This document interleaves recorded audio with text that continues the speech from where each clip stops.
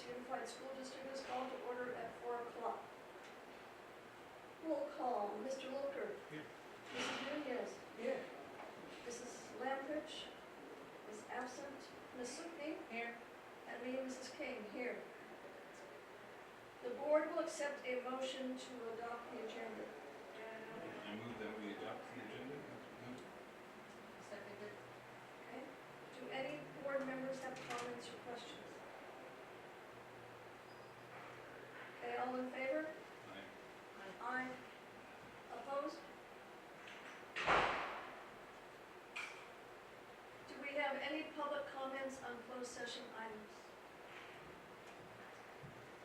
Okay, closed session is called at 4:01 to discuss items listed under the closed session on the agenda. The regular meeting of the Willits Unified School District reconvenes to open session at 5:01. And would you please join us in the pledge of allegiance, led by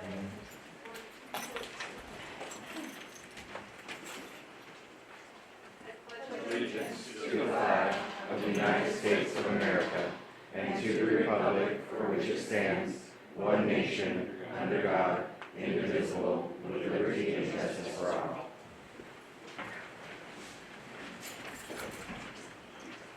I'm using Tom Alden's bathroom.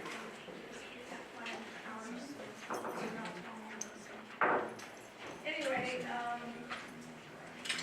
the report out of closed session is the vote was 4-0 regarding consideration, in favor of consideration of certified leave of absence request, and also 4-0 as item B, consideration of inter-district transfers.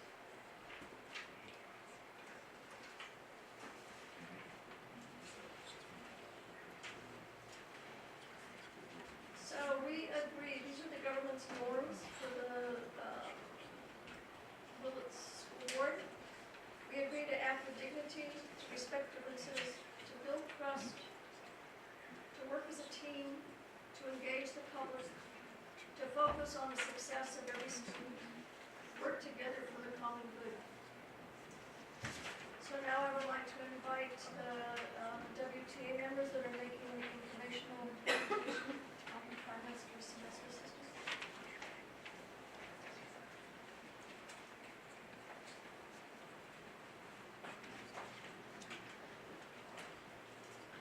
Hi, good evening. I think I would just like to start by saying thank you all for reading the information that I sent and replying that you had received it. And I want to thank John Baker and Aurora for arranging a meeting with us where we could meet and discuss the way that we would like to work together and see our school district go. So I really appreciate that opportunity and the open conversation and look forward to more collaboration in the future. So Sandy was here, second grade teacher. And I'm Lisa Bowles, and I teach third grade at Blossom Elementary. Little presentation here. So this is the Willits Teachers Association Elementary Educator Survey concerning semesters versus trimesters that was done in June of this year.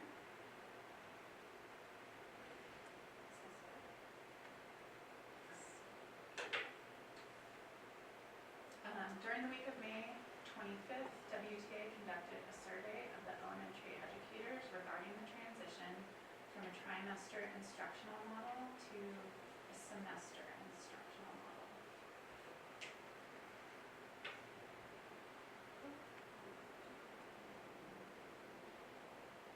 Okay, so we surveyed classroom teachers, speech therapists, RSP teachers, and reading specialists. 75% of all elementary educators responded to the survey, so that was a great result. This is TK through 5th grade grades. And so the survey response, we had 100% from Sherwood School, 66% from Blosser, 83% from Brookside responded.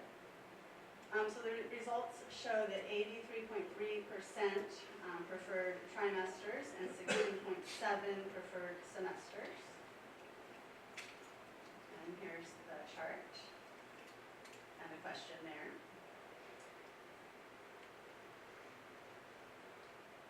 Within a semester instructional model, elementary educators were asked their preference concerning grading, reporting the periods, as we would if we were to switch to the semesters, and how that would look. So the question, the choices were potential grading options, a fall conference, which we're having the October 12th week, we have conferences already set. So fall conference in October, plus 2 formal grade report cards, January 15th and June 10th. That's one option. We had another option, fall conference with 2 formal report cards and a spring progress report in March, or option 3, fall conference plus quarterly formal report cards, so that would be 4 total report cards. Of the results, 83.3% chose option A, fall conference was a preference with the 2 report cards at the end of each semester. 16.7% chose B, which was the fall conference with the 2 report cards and also a progress report in the spring. And 0 teachers would prefer option C, where we would have the quarterly report cards. And I want to point out that with TK through 5th grade, we have, it's very different the way that our report cards look compared to middle school and high school. So with TK through 5th grade, we have standards-based report cards. So we're really looking at each standard and strand in math, or very specific. A lot of those assessments are done one-on-one with TK first and kinder, especially. So it takes a lot of time, and we just get really, to get accurate scores, we, it's more specific with each standard. As we like to report to parents, they're just learning to read, and they're learning whether it's letter sounds, starting to learn to read words, paragraphs, and phonemic awareness and all of that. So it's very different from middle school and high school, where we have a grade for it's your algebra grade, your chemistry grade, or your certain class, because we teach all the subjects in elementary. There's the pie chart showing those results, with 0 for the option C. Okay. So, WTA is asking for a reconsideration of the transition from a trimester instructional model to a semester instructional model for elementary educators. So we're asking that the board please put it on as an action item for the next meeting to go to a revote, because we just really had an overwhelming response from our membership about the benefits of keeping it in the trimester system. So, and then if I have a couple of minutes, may I read a couple of comments just to sort of drive up my home? So I'm just going to choose a few here. We also had the respondents include a short, a couple sentences about their preference with their students in mind. So this says, for elementary students, a trimester system hits the sweet spot in terms of progress monitoring. For the TK 5th grade students, there are many aspects of literacy that must be monitored closely in order to provide support to younger students, and reading is only one subset of the English language arts. Having only 2 major assessment reporting periods during a single school year would allow many struggling readers to fall through the cracks. For the semester system, assessments could be given quarterly, but this would require that much instructional time be sacrificed for the sake of assessment, which would not serve our students. Elementary teachers are giving much more holistic and individualized instruction than is required for older students who move from teacher to teacher throughout the day. Scheduling former assessments for 2 schools takes time and strategy and involves multiple stakeholders. So when existing assessment schedule is revised, this will cut into teaching and intervention time as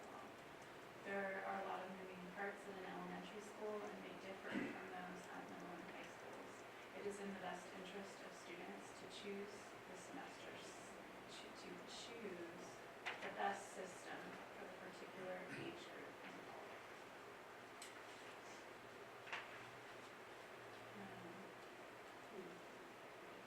Yeah. Okay. So, thank you. Any questions? I just wanted to thank you for taking time from your summer vacation to Yeah, of course. come and communicate to the board. Yeah, thank you. Thank you. Thank you so Appreciate much. your time.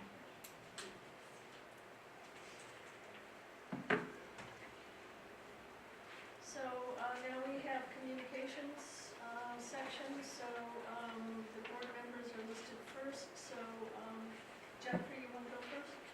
Make your board comments? Sure. Hi, I'm Jennifer, and this is my 4th year on the board, and I finish in November. I'm not running again. I will be volunteering, teaching music stuff to the kids after I get done with this. This week has been very difficult in the way that I have a friend who, I've known her for 35 years, and she was very active with PFLAG, which is Parents and Friends of Lesbians and Gays, and she was on the national board. And she has a son that was gay and abused at school by classmates, and my son ended up getting him out of there to keep him safe.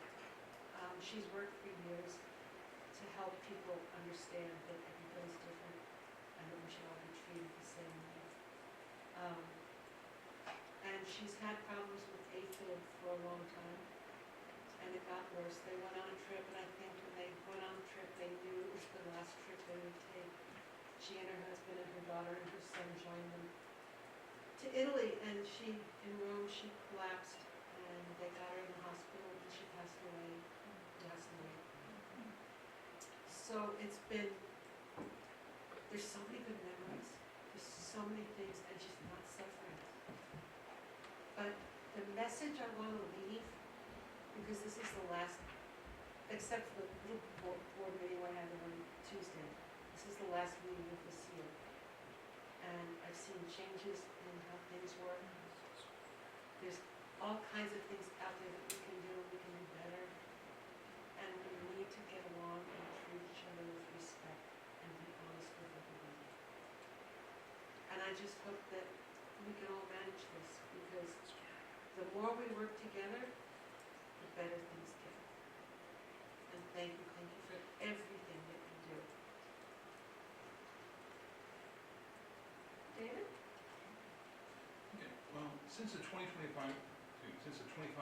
school year is in the rear view mirror, I thought it made sense to look at some of the positive changes that have been put in place this past year.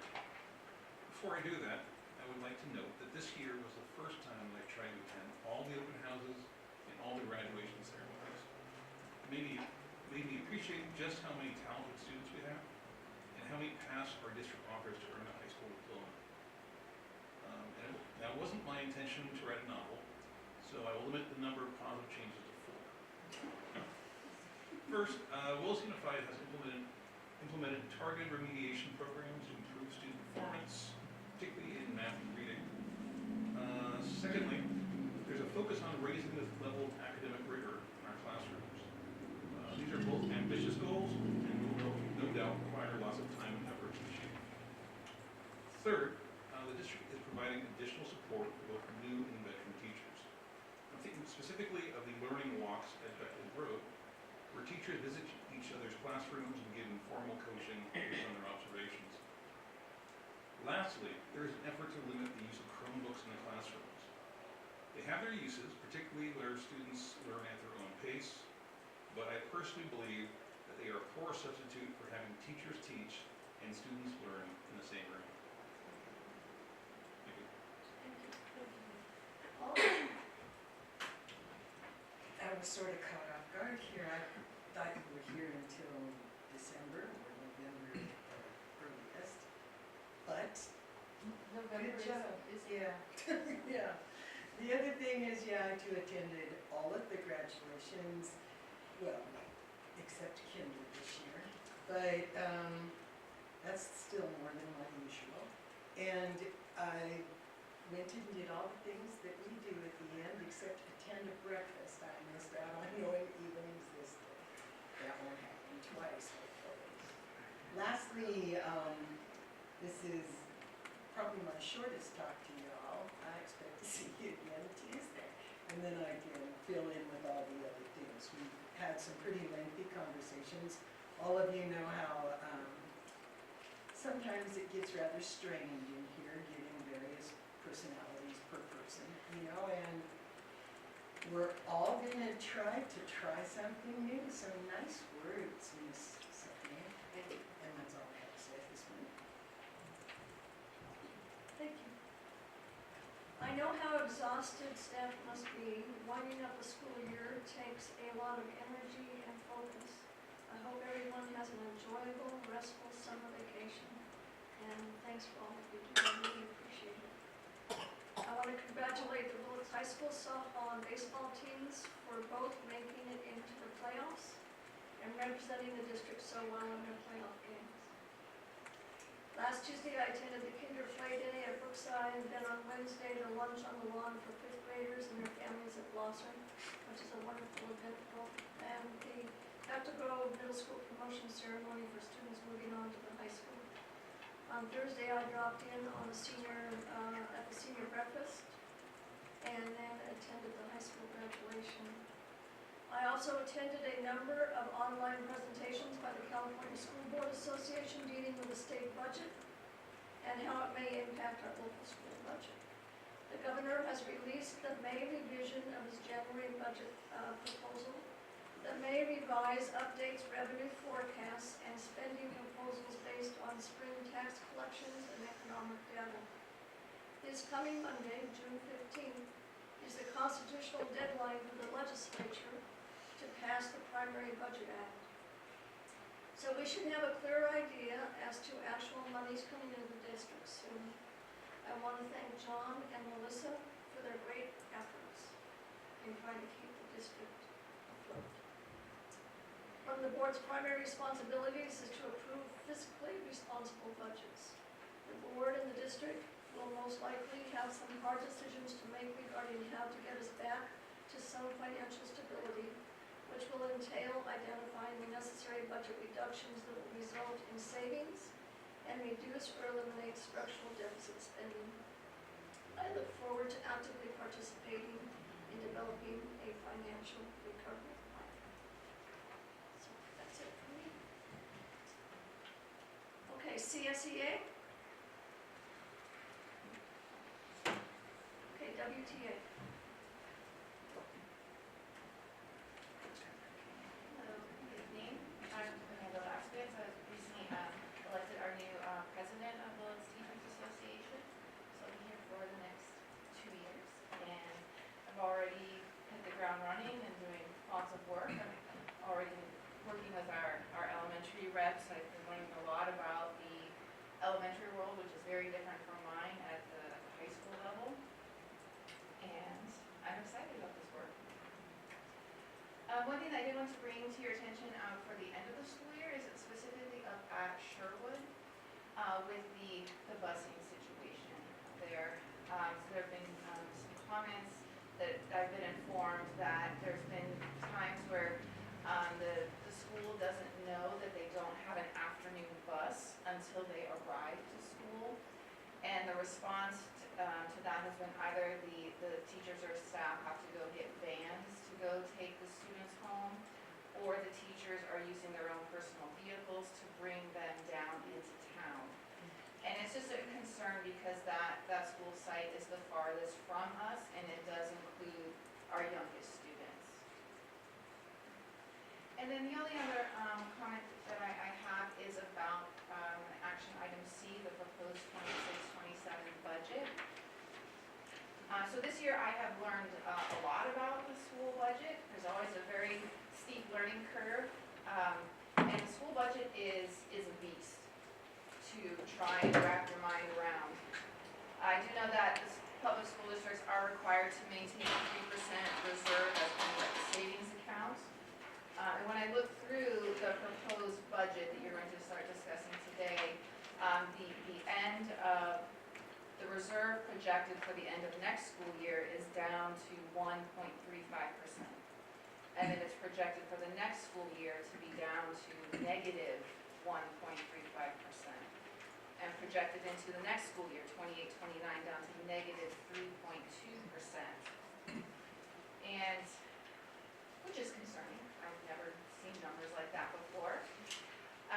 But if you look at the beginning of this document, the document states that several piles of money were not included while making these, crunching those numbers. So specifically, this budget does not include the proposed 1.44% COLA cost of living adjustment as proposed by the state. The numbers crunched in the budget also do not include the proposed fund increases for special education. And then also, this proposed budget also does not include one-time grant fundings that we have access to as well. So the budget, it's difficult. It seems like it's a proposal of maximum financial doubt, which is also difficult because we don't yet have our final numbers for the end of this school year, which we will have next week. So as our union is concerned about this, because also if you dig into this 90-page document, you will see that there is a proposed cut of staff into the future. Specifically on page 2 of this document, it states that there has been no reduction plan yet proposed. But yet, if you look into the financial projections, it shows a reduction of classified staff, a reduction of 6 classified positions by year 28-29, and a reduction of 2 certificated staff positions as well. So we are curious to know which positions the district has in mind for those cuts. And cutting certificated and classified staff positions do not solve volatility. It reduces our ability to serve the students. So the board is being asked to accept a budget for 26, 27, and beyond. When the district we don't yet know the final numbers for this school year. Which is also something that I've learned about budgets, is that you don't know how much money you have until the end of the school year, which is frustrating as an institution. You also don't know how many students you're going to be budgeted for until the last third of that school year. So it's all, it's very frustrating as an institution for this type of funding. Again, WTA is not opposed to fiscal responsibility, but we are concerned about assuming cuts before we have a financial plan in place. So we are asking the board to reject any budget that assumes certificated or classified staff layoffs without a plan yet. We agree that the next steps would be to create a budget committee and develop a reduction plan, and we would ask that we would have WTA representation on that reduction committee. WTA is asking for a commitment that no certificated positions be cut without implementation of, WTA is asking for a commitment that no certificated position cuts will be implemented until the current year budget is finalized and that the 45-day budget revision is presented in August. WTA requests the removal of assumed position cuts from the budget until a reduction plan is actually adopted by the board. Thank you.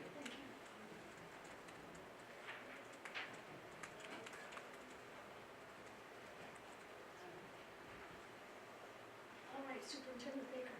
All right, thank you. So here it is, the end of school already. That's so quickly. I want to welcome Amanda to be the president. Thank you so much, and looking forward to work with you this school year. We have a lot of things to work on, and I know the budget is a challenging one, right?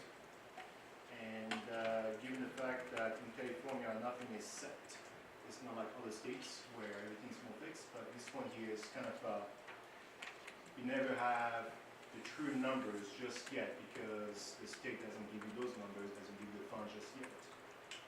The governor's budget is gonna come out June 15, which is Monday. Based on the last information that we got, we're looking at potentially a 4.65 super cola, which hopefully is gonna stick to the wall. I've been watching that very carefully, so that there's a little bit of a debate at the state level this time. But that could be quite a big difference for many school districts who are trying to recover from, or suffering actually from a financial status. I'm grateful that Melissa prepared the budget. It has been very complex for us to prepare a budget where it's hard to move money around actually because we don't have exactly the fund for it. Not too long ago, we're at the first interim budget was at 2.7%, which was below the reserve. We climbed up to 3.09%,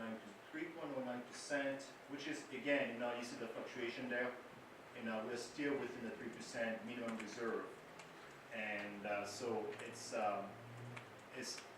hard for us just to be above the 3% because this expenditure in this district requires a lot of, we have a lot of expenditures overall.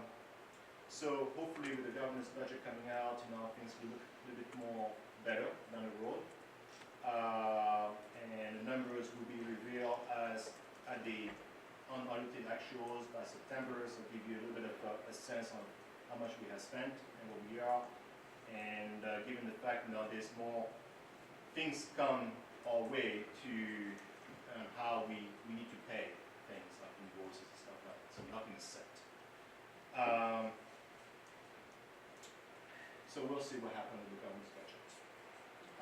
Being optimistic, and yes, according to the when I look at the budget here with Melissa closely and scratching her head and just doing the numbers as it's required by the state to do something, we have to do that in June to make sure we have a budget showing that we have something in place and how we're going to go ahead and pay our employees for next year. So this is typical to do something like this in June.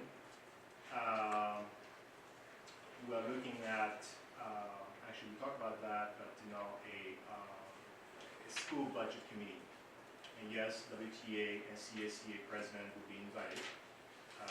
It's been right there. And to work on a budget to see what can we do. And so it's going to be really good for next year. And remember that this is about what we are on the budget actually sparks what we call a reduction plan. The reduction plan actually is something that those two words there comes to light when we're not meeting our budget. So, so it's not something we want to do a reduction plan. It is by default. If we don't meet that, the county says, hey, you're not doing that, you need to do a reduction plan. So a lot of things is not like we want to do a reduction plan, we want to keep our people, but it gives us no choice to do something. But the good news is, it's the end of the school year.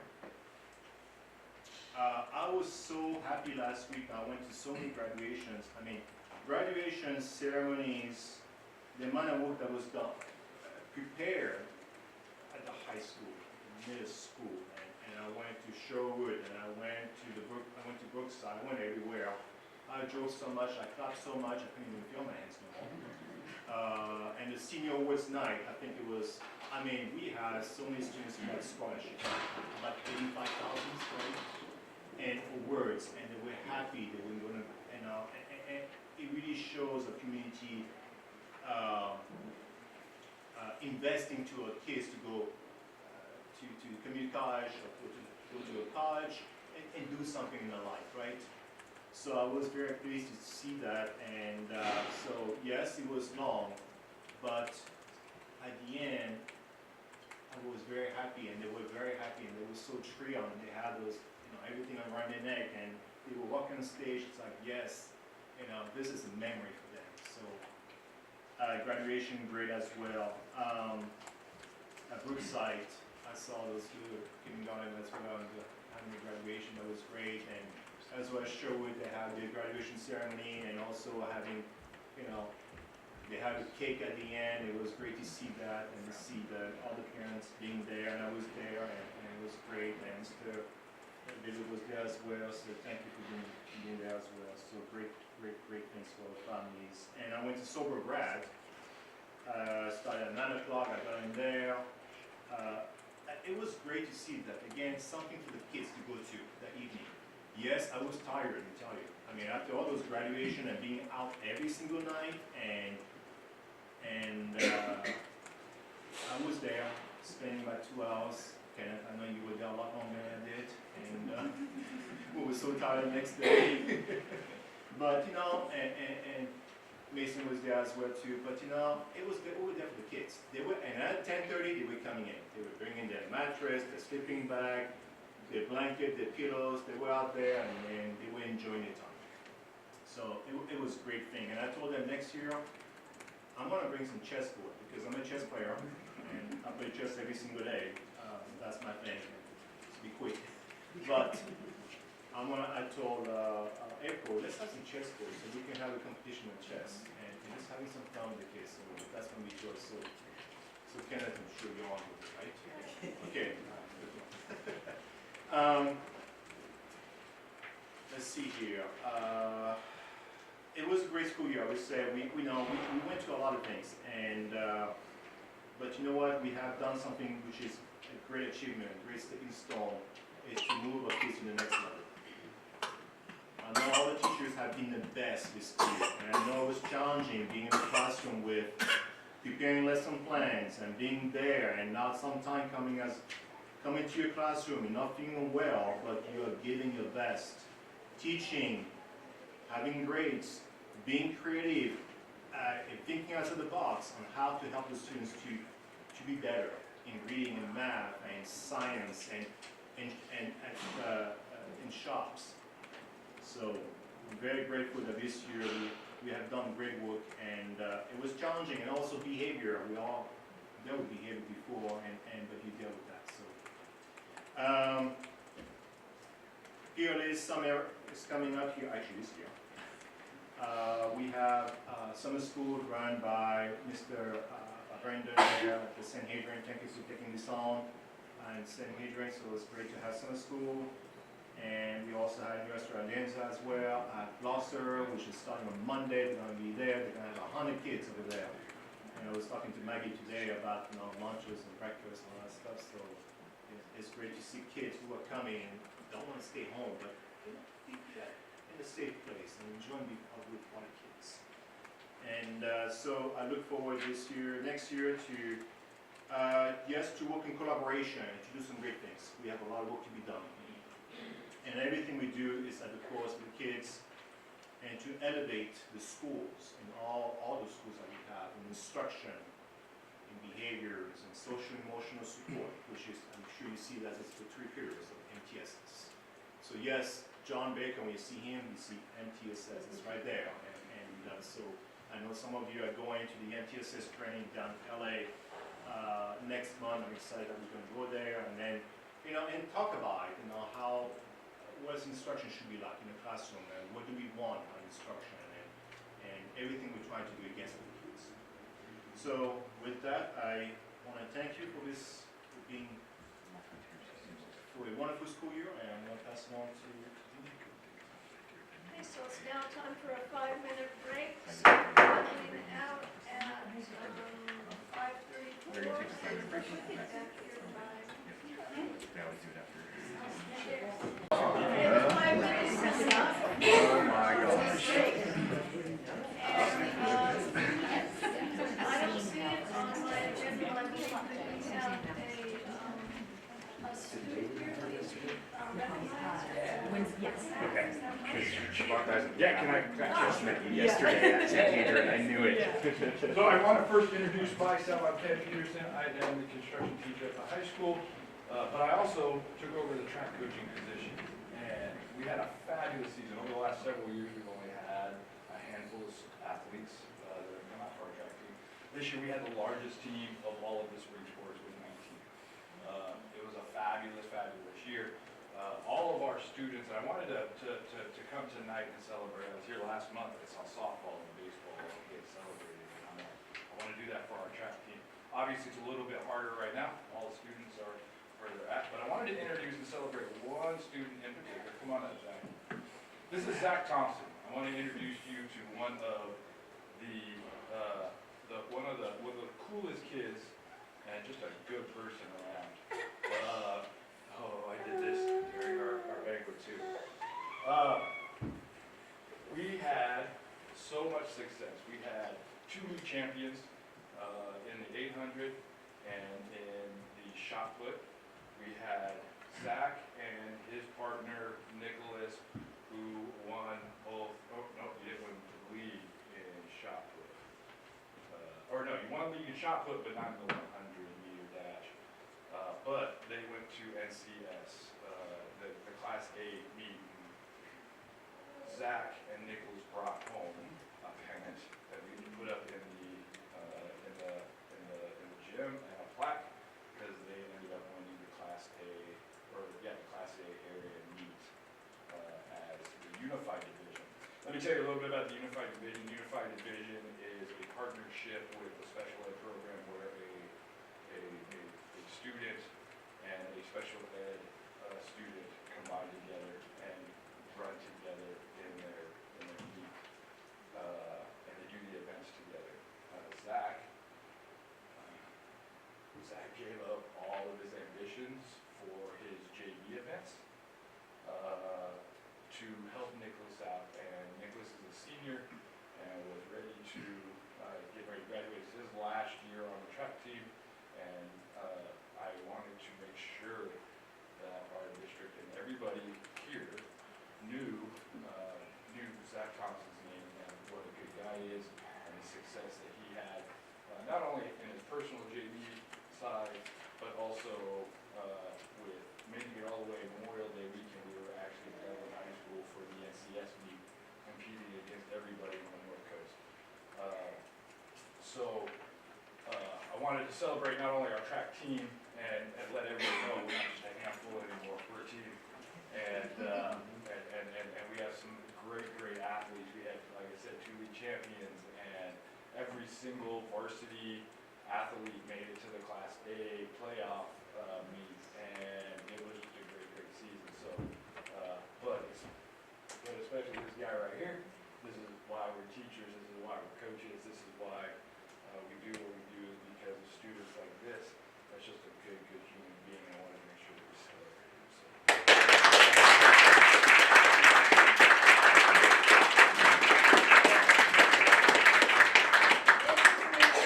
He couldn't be here, but I just thought it would be nice to see our Nicholas because he. Is that the picture with the pennant? No, this is his grad picture. Oh, that's his I also have a picture with the pennant and the banner of those guys. Thank you guys so much. Zach's dad is a really good guy too, and I'm really pleased to see that his son is a really good guy too. So the twin right here. Thank you. Yeah. They are. Thank you very much. Pleasure to see you.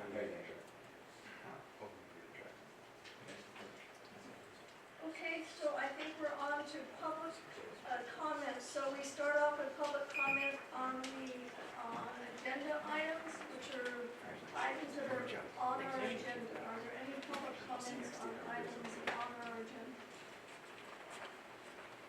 Okay, now we move on to public comments for items not on the agenda. I have one public comment card.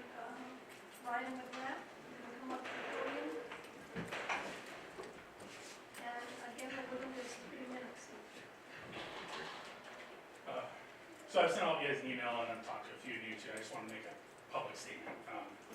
Greetings, Willits Unified School Board. Hello, my name is Ryan McGrath. My child is going to 4th grade at Sherwood School. I wanted to address the board and make my concerns on the record about our displeasure with the principal at Sherwood.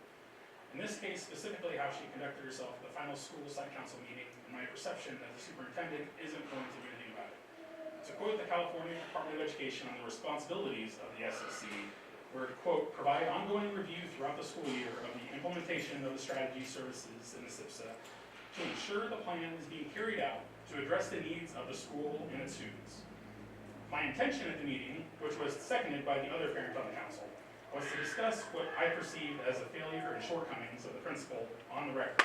I felt this is well within the responsibilities of the SSC, yet I was told no criticism is allowed at the site council meetings, and I was repeatedly denied my right to address my concerns. Further, I feel the staff, and I assume with help from someone at the district level, violated the Brown Act by conspiring outside of the meeting with the intention of denying the parents on the council our right to discuss issues we felt were pertinent. They intended to affect the outcome of the meeting by denying us an opportunity to address our concerns with the shortcomings on the record. I also have concerns with the makeup of who is on our site council. Yes, it is a small school, but there are no teachers on the council. There are 2 employees who are direct subordinates of the principal.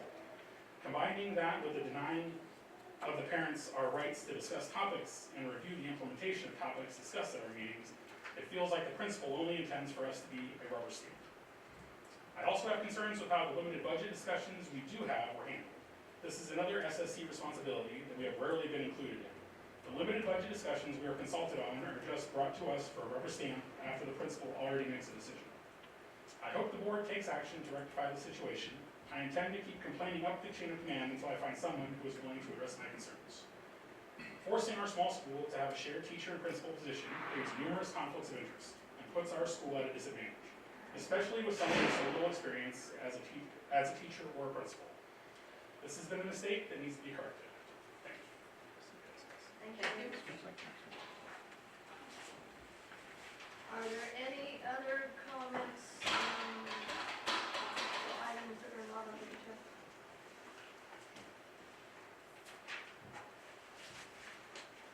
All right, then we move on to the consent agenda.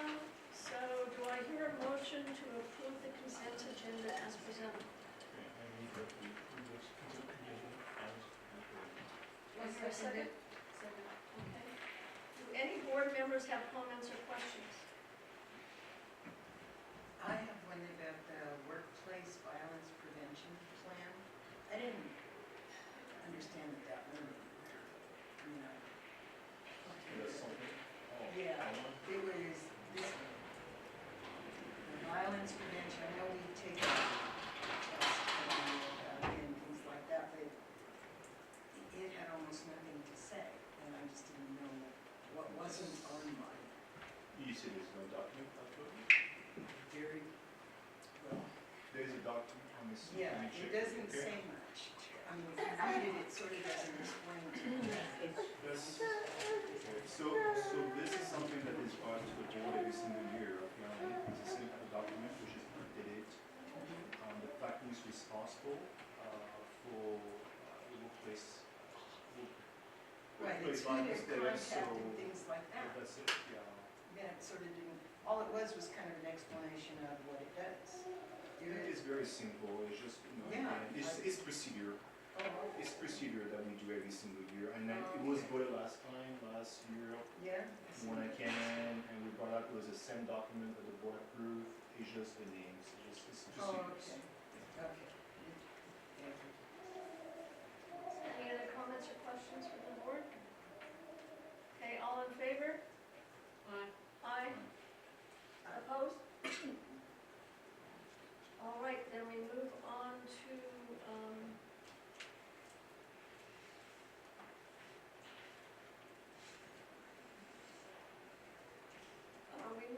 the public hearing.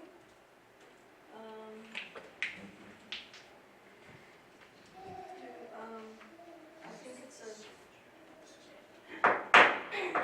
I think that I have to, You put it up at 5:49. okay. It's public hearing. Okay, so at 5:49, there's a public hearing regarding the budget. Dash, can you start my show? Thank you. All right, so as it was presented in the WTA comments, this is built upon the numbers that we have featured right now. Every single fiscal reporting period is based upon what is known to be true right now. Budget development starts in March. The state budget is not adopted until June 15th, so there is always an overlap. And as Amanda said, we do not know what our true funding is until P2 attendance reporting period, but a lot of this is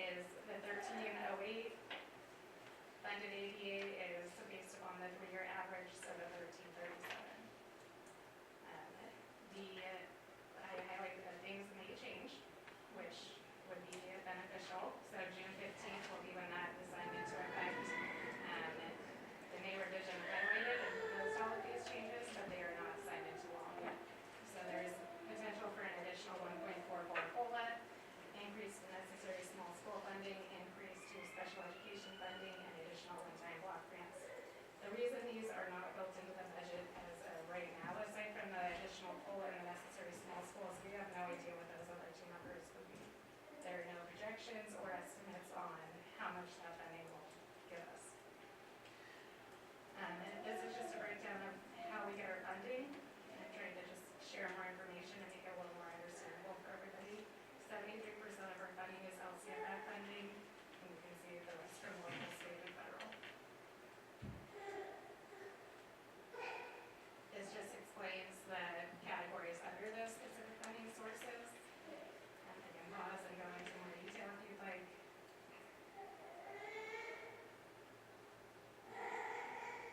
And I'd also like to remind everybody that this is just the presentation of the budget. I'm not asking you to adopt it right now, it will be next week on Tuesday. I did catch a typo on this one, it's supposed to say expenditures, not revenues.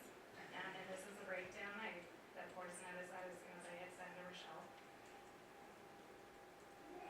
And this is what is in the budget, usually I just present the numbers and the multi-year projection on the table with everything grouped together, and it doesn't break it down as well. Well, that's my world and what I look at every day, this, I'm trying to make it easier to understand, so people have fewer questions.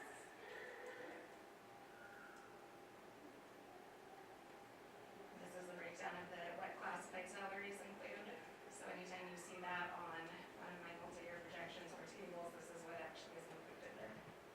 Can I ask you a question Yes. now? Oh, okay, so where it says substitutes, you're talking about the ones that not just drop by every day or whatever they do, but like the long-term and This those is all type. substitute costs. All substitutes are gathered in one object code, so Uh-huh. I can run my report. Yes, so it's all separate costs. Oh, okay, and so is there another place where like a one-year long-term sub or anything else gets still factored into the budget except there? I mean, It other would than be in the there? certificated, so we don't do that for classified, so I can go back to certificated. That would just be in the certificated non-admin contracts, because they have the assignment if they're no one-year, so. Oh, okay, because I noticed, I mean, even now it looks like a humongous number, and I figure it's because of all the teachers that have to go out or they have replacements and they're long-term instead of just every day. But for classified, it's almost the same. So are they receiving daily, 130 grand, I think is the difference. No, yeah, 30 grand. There might be, I don't know the actual breakdown of certificated staff versus classified staff, quantity-wise, but some of the areas we have to sub in for classified are special ed, that's a huge one for us. Oh, okay. Okay, I didn't know how it goes into all the breakdowns, every department, and only theirs goes there. Oh, So all classified staff's accounted for, their object starts with the same number, and then it breaks down further over there. oh. So I could have broken it down more, and I can if you'd like to see that information. No, I just didn't think of it as, the cafeteria and repairs and custodians and all the rest, Everything. I didn't realize how it was going. Okay. This is the benefits breakdown.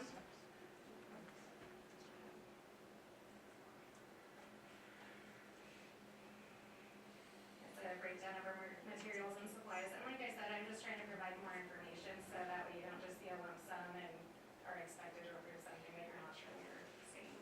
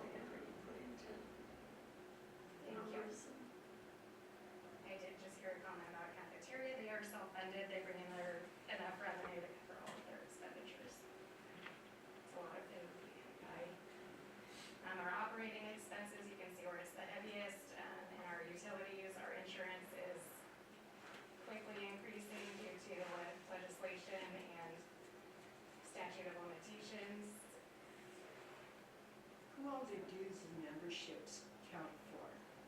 All administrators have like a little budget, or No, this is every? it's district-wide, so it's CSBA, Mhm. the gamut for all our work policies, all of those types of things. And I can break that down more if you'd like to see that as well. No, I just Okay. like to know who all that Yeah. includes. And also let's take into account that PG&E with $360,000, it's a lot in a single year.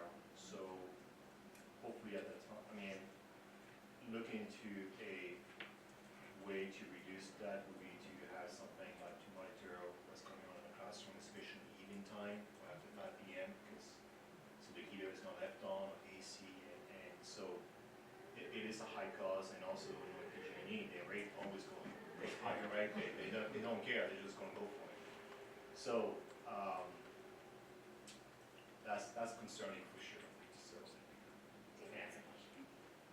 I have a question concerning the transportation budget. I'm wondering if it factored in sort of long-term maintenance and the need to replace the buses we have now that are getting older and less reliable. I don't have any costs that are associated with replacement of our buses. I do have costs associated with, we're regularly maintaining our buses, so those costs kind of carry over, and I base a lot of my costs on the past 3 years.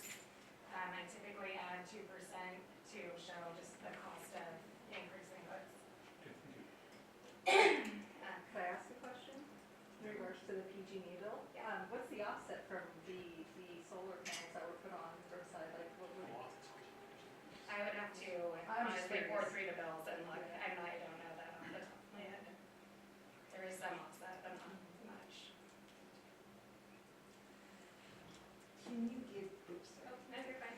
Well, it says services, educational and operational, and it's, over $1 million. What kind of services do our operating expenses and contracts? I mean, I figure it's contracts, because I don't see all our expenses. I should have broken that one down more. Aries is included in that. It's all like district-wide operating contracts, yes. Oh, okay.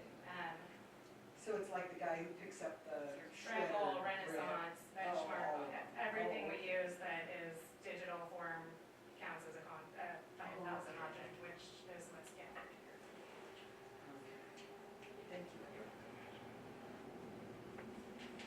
Also, as always, we have our contributions, so special ed's about 25% funded, and districts have been covering about 75% of special education costs. We are required to contribute at least 3% of overall expenditures to maintenance and operations. Next year, that's looking around $900,000. That covers our maintenance workers, all the supplies, and the realm and projects and work that needs to be done. Title III is our English learner program, but we receive very little funding there, so we backfill the rest to ensure that program has what it needs. And Title IV is, I put a little blurb in there of what it's for, but really it's for the whole child education. It covers a lot. We sometimes do Chromebooks there, and Sherwood, we did the Spike Kids.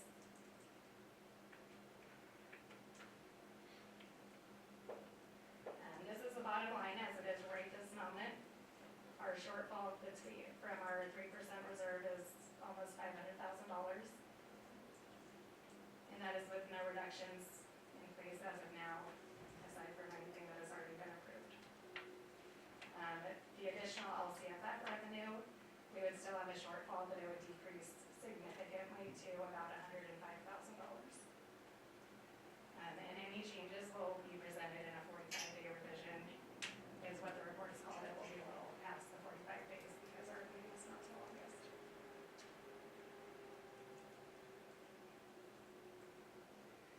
So what happens next in the realm of not having our 3% reserve, and there is no certification for budget adoption, so this is just where we are right now because it is an estimate. We need to create a budget committee, develop a reduction plan, implement it, and have board approval.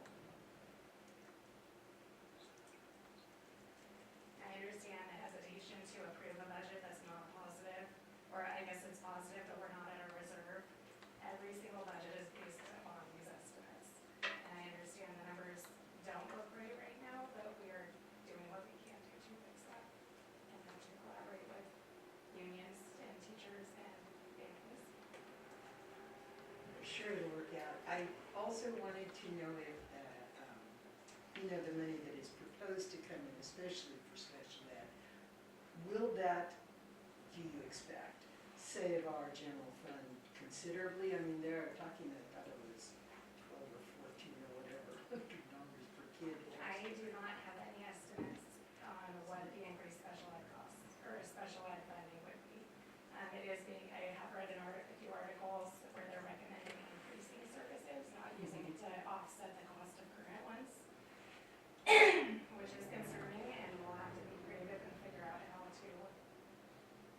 Yeah, I read an article similar to that, Yeah. but a number of the things that they're recommending that the district start doing are things that are already in place, which is a big deal and a good thing for our school district, because we're already at the edge of the curve or whatever that is. And so that, I would think, should, I'm Yeah. optimistically, or I guess, I can't think of that word. I know, good, I couldn't think of that. But one honestly, I thing. do not have any estimates for what special ed increased funding will look like, and Yeah. that will be included once we have that information. Yeah, well, it seemed we had a pretty big population. I mean, after getting yelled at for having it, it should be to our advantage.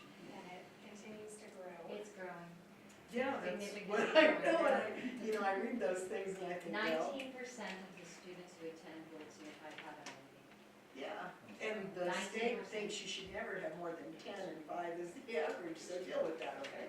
I don't know what they expect you to do with your kids, but nonetheless. Okay, I was curious, thanks. Of course. Are there any other budgetary questions? Well, I look forward to seeing the real numbers from the governor's budget next week, and I really appreciate your taking a conservative approach to budgeting until you have real monies coming in. So I don't want to find that we planned on monies that we end up not having at all. So I appreciate that. Thank you, Mason.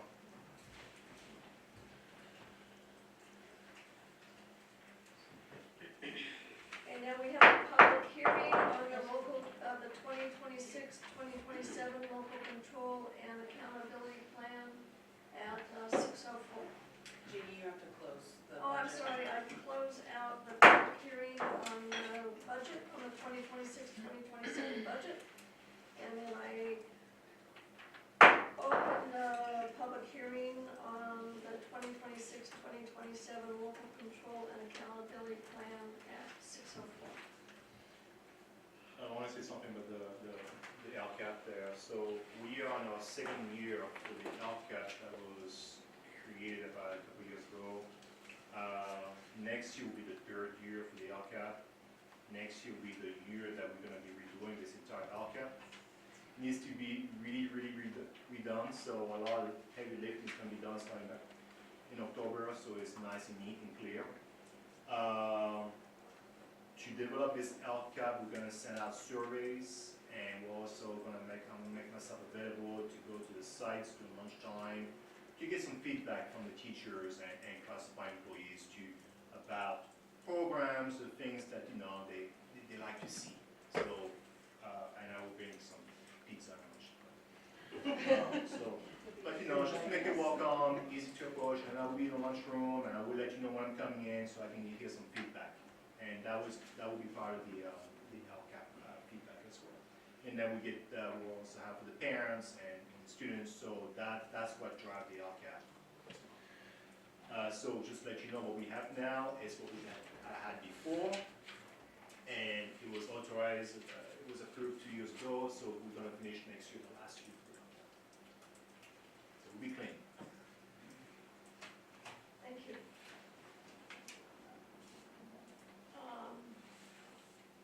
Are there any other comments from the board?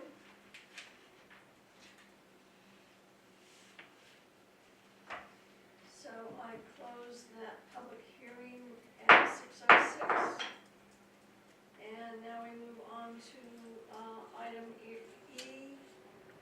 consideration of approval to employ Jessica Buzzard as a long-term leave replacement. Oh, I'm sorry, I skipped something. E, consideration of amendment to Willits Elementary Charter Schools charter renewal. Do I hear a motion to approve the action item as presented? I move that we approve the action item as presented. Do I have a second? Second. Any board members have comments or questions? So let me explain what's happening with this one. It was a one-year process, and thank you to Kelly as well to work on that.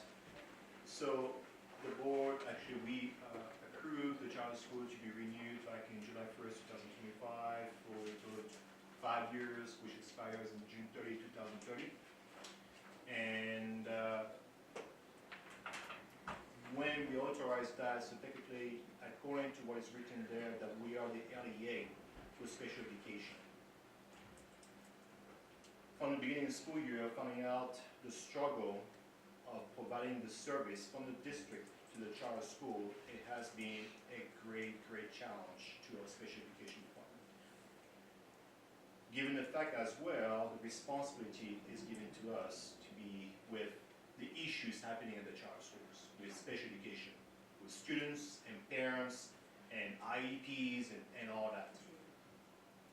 So working both with both directors at both charter schools and talking to them, telling them, you know what, we're going to be removing ourselves as an LEA from the charter schools because I want to redirect the whole attention to our students here at our school district. You just mentioned here, Kelly, that the increase of special education is rising. It is true. The cost is rising. The number of students coming our way is rising. It means we need everyone on board to support our students. And Kelly this year has devoted a lot of time at the charter schools to providing support. Anytime during the school day, I mean, it could be like at 3 o'clock, she gets the phone call, she goes over there, dealing with issues, and I'm also dealing with the issues as well, coming from the directors, a whole bunch of stuff. So this here, the amendment, is to remove itself as an LEA to provide special education support. We still are responsible to authorize that charter school to be open in our district area, and that will refocus the whole work just for our students. And also, budget-wise, it's a wash. We look at it, it's a wash. It means that we don't get any more money, something like this. It's just the time, the work, and the work for our students, it is focusing only on our kids and not at the charter schools. Thank you. Any other board members have comments or questions? Okay, all in favor? Aye. Opposed? Okay, we move on to item F, consideration of approval to employee Jessica Buzzard as a long-term leave replacement teacher at Brookside Elementary School with a provisional internship permit. So do I have a motion to approve that item as presented? I move that we approve that item as presented. Do I have a second? Okay, do any board members have comments or questions? I want to say one thing about the bid here. First, I want to say this year we have tried everything we can to hire some teachers who are qualified with a teaching credential. Amy, so glad that she went to job fairs, Sonoma, in different places, and trying to recruit those teachers to come up here. And who are getting out of school. If they're getting out of school, that means they have a credential, right? So, but still, the challenge is to bring people up here must be for a reason. And it's either they're moving their families, or perhaps they want to have a lower cost of living compared to the Bay Area. So we're still facing this challenge as well. We're also trying to recruit some people from Santa Rosa City, which you know what's happening down there. There's issues happening down there, so we're trying to recruit them as well. So we do recruit some people, but we still at times get some challenges with teachers not having a full credential. And we need someone to start on the first day with our children. So that's why we have selected someone. I have a question about that. In the event that, let's say there is someone who shows up in October or November and goes to the DO or writes to the DO saying that they've just received their credential or they're interested in working in Willits or whatever, then the position is full, correct? And then it's It's too filled. late? It's too late, yeah. Okay.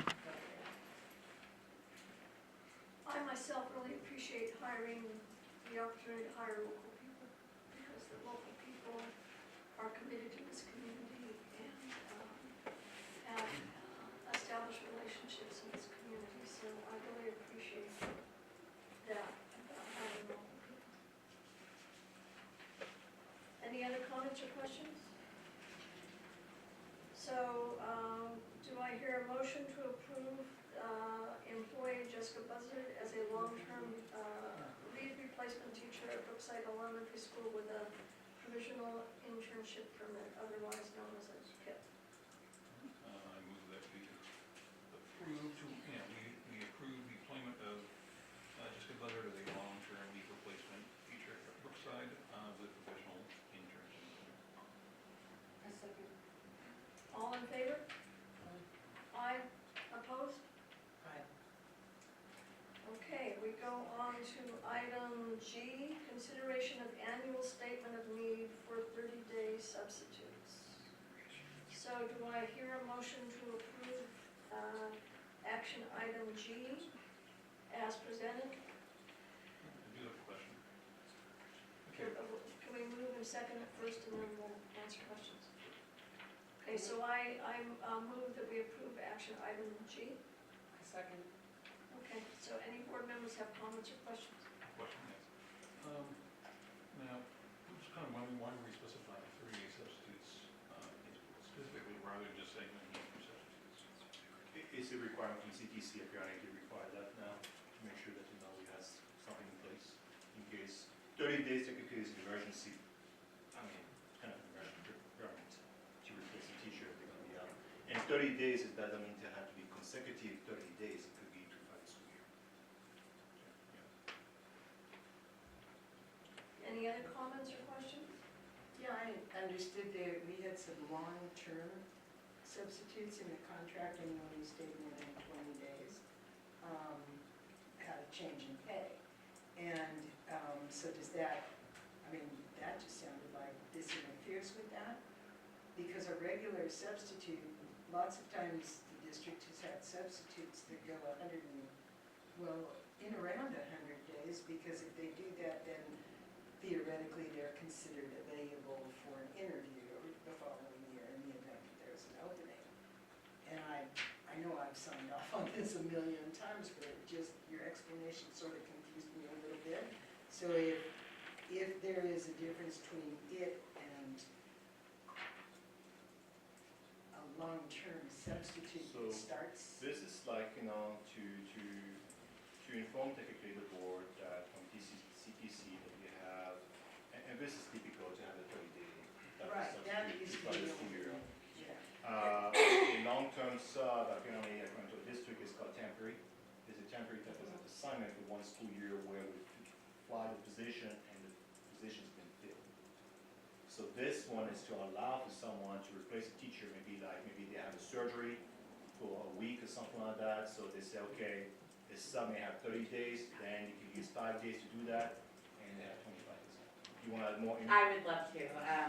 So the CTC requires us to do these declarations of need. You'll also see another one that has to do with PIPs or STIPs potentially.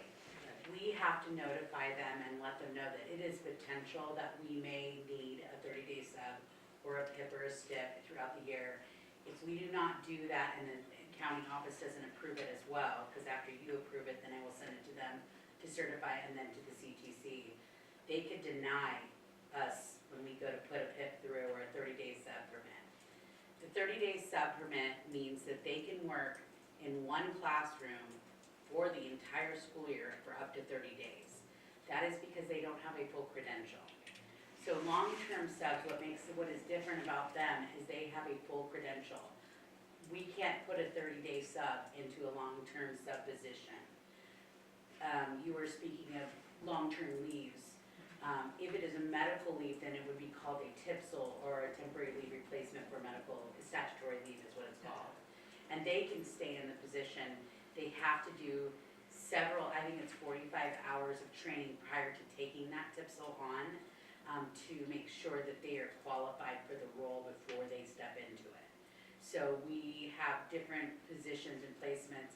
A lot of times, people who are doing the 30-day sub permit, they're trying to determine if this is something they want to do for a living, or something in their retirement stages, and they're kind of filling in for us. And honestly, it's a very big help. They've kind of given us some more leeway on that because we have the teacher shortage. And when we do not have teachers, because they're sick or something like that, this is a huge saving grace for us, even though we still could use a lot more. So we're saying, hey, CTC, please allow us to take on another 5 30-day sub permits. And then we're supposed to adjust if we end up needing more, so that they approve them for us. And they all go through the county office. So what's the advantage to being a PIP or a STIP as opposed to a, long-term substitute? Well, we wouldn't put a PIP and a STIP into a temporary position generally, unless, so for example, Jessica Buzzard, this person that we're giving a PIP to, it is not a TIPSL position. This person is out on a leave of absence, not medical. So we can't put somebody in a TIPSL there. We could put somebody in with a full credential, but we just didn't, there's not a lot of people with a full credential that's gonna want to take on something temporary.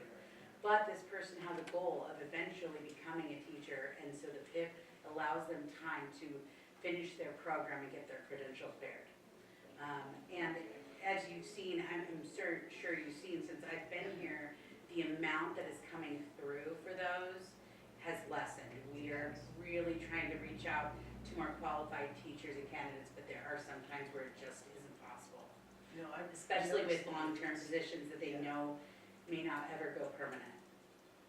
That's kind of what I was curious Yeah, about. I wasn't certain that was in their best interest. Does it help understand? It does, it just runs into the next one, which is what sets me up for the next question in a minute.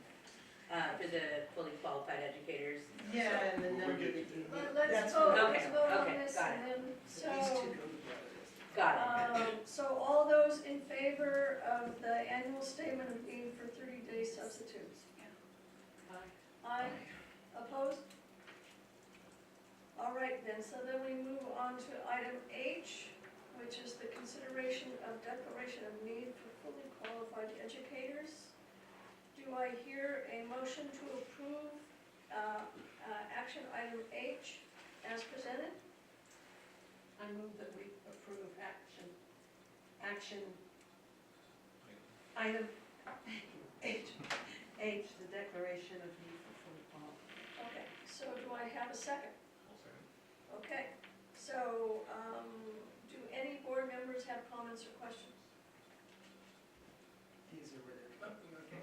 I'm really glad to see that the estimated number needed is so much lower than it has been in the past few years. We've had numbers up to the 20s where we always end up putting them in a position.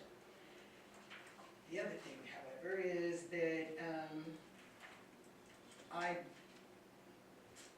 I know that in the past, this has come back to the board and the number changes, okay? And in this case, it could change from 2 to 10. And I'm wondering if that's an estimate you're thinking about, or 20, or that it seems pretty stable and pretty straight right where it is. What I have there is definitely an estimate. I did take the fact that I know that we have 5 interns right now that are in the middle of internship and moving towards their prelim. So at this moment in time, that is my belief. I also knew that we were going to have this one PIP. And so I did also add, I've added one for multi and one for single. And so it's really an estimate just so that we don't have to change it if we move forward with one. But my intention is to do my best not to have to do that. Yes, well, truthfully, in my mind, you've done an outstanding job at Thank it, you. know. Thank you. The other thing that also brings to my attention, that you expect a CLAD or English learner authorization, those little riders that go to a credential, but you only expect the need for one? That has not changed in our previous declarations of need. And so because a lot of them are part of their credentialing piece. And so not a separate item that we have to bring to, or file for, it's all part of it. Oh, Is okay. my understanding, and I've gotten some instruction from MCOE on that item, and so that's why I left it as what we had last year. Oh, okay, well, I was especially concerned that that number is too low. We've lost some personnel that Oh, used to yeah. kind of cover that gap. Yeah, I understand. I can't see why anyone would believe that number, but go ahead, thank you. And Any other questions from the board? One. Yeah, I haven't had the opportunity to actually look at the numbers that were presented there. I was wondering, are we still having kind of the shortages of qualified teachers in sort of the old familiar ones like special education teachers, speech and language, as well as math and science? we've actually really done well with our filling of our positions because unfortunately, there is a lot of layoffs down south, and so we have basically, I think we've almost filled all of our special ed positions with qualified people. Yeah, I we think still have just two. one, right? Two Two? to go. School And psych, A psych and 2 teachers for the high school. 2 sped teachers. I thought we filled one of them. I'll have to look at that. But we have some great candidates.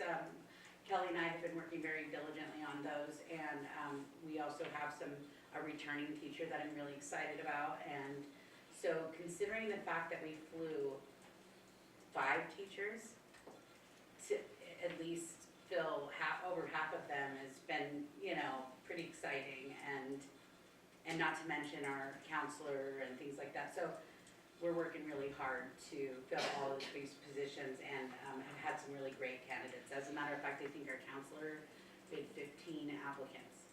Wow. And so it was pretty impressive. Okay, so are there any other comments or questions from the board? So, all in favor of item H, consideration of declaration of need for fully qualified educators? Aye. Opposed? Thank you for all you do, Amy, we really appreciate you, so. Thank you. I know how hard you're working on filling positions at Willits Unified. So we're moving on to the last item, which is item I, consideration of resolution 2025/26-15, middle school assignment authorizations. So do I hear a motion to approve item I as presented? I move that we approve item I as presented. Okay, do I hear a second? I'll second. Okay. Are there any comments or questions? Okay, then, all those in favor? You need a roll call vote on this. Okay, thank you very much. Jennifer? Aye. David? Paula? Aye. Myself, aye. Thank you for the reminder, I appreciate it. Okay, so the meeting is adjourned at 6:24.